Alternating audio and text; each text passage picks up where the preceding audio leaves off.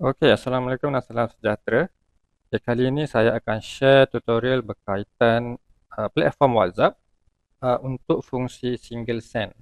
So, fungsi single send ni anda boleh akses apabila anda login ke dashboard WhatsApp, kemudian pergi ke menu tepi single send. Okey, single send ni untuk kita send message WhatsApp secara individual lah, secara individu dan manual lah di dalam dashboard. Sebagai contoh, anda boleh klik bahagian single send, kemudian kita ada 3 option sama ada anda nak send plain text atau teks biasa, teks bergambar ataupun send location.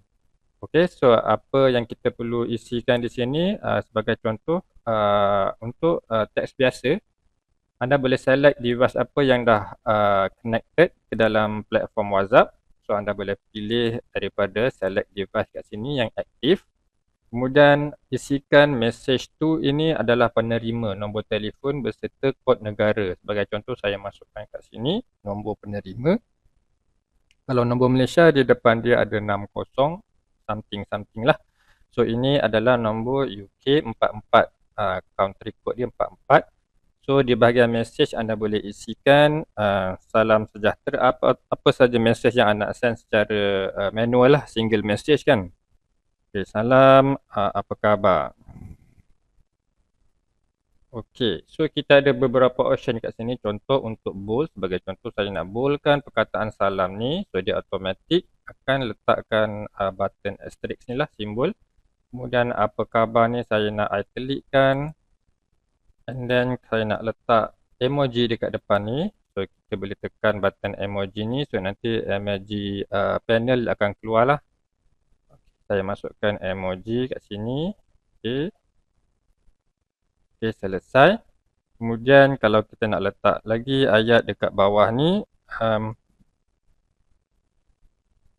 Okay, selamat datang. So selamat datang ni saya nak tukar kepada monospace. So monospace ni dia akan bentuk macam kod lah. Macam kod view lah dekat dalam message tu nanti.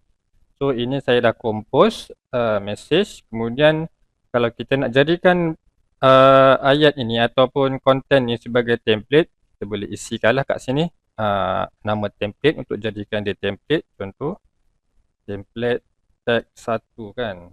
So kita tick dekat sini untuk savekan dia as template so that kita boleh reuse semula lah nanti. So apabila dah selesai, ada nombor penerima, ada content. Kemudian ini optional kalau nak save as template. Kemudian tekan button send. So saya akan preview dekat tepi ni nanti message yang dapat oleh penerima. So dekat tepi ni saya preview, ini adalah nombor tadi, nombor 4477 tu. Ini adalah mobile phone yang pemilik nombor ni lah. So bila saya send, okey, message send. So dia akan hantar kepada user tu tadi. Tengok ini bold kan tadi, salam tadi bold, ini dia italic. Kemudian selamat datang ni dia monospace format dia. Okey, ikon-ikon semua dia akan convert lah dalam bentuk WhatsApp punya emoji.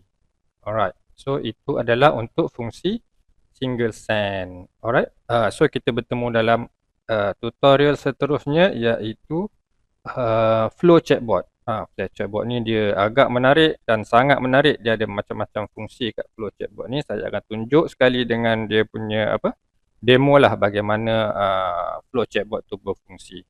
Okay, kita jumpa ke video seterusnya.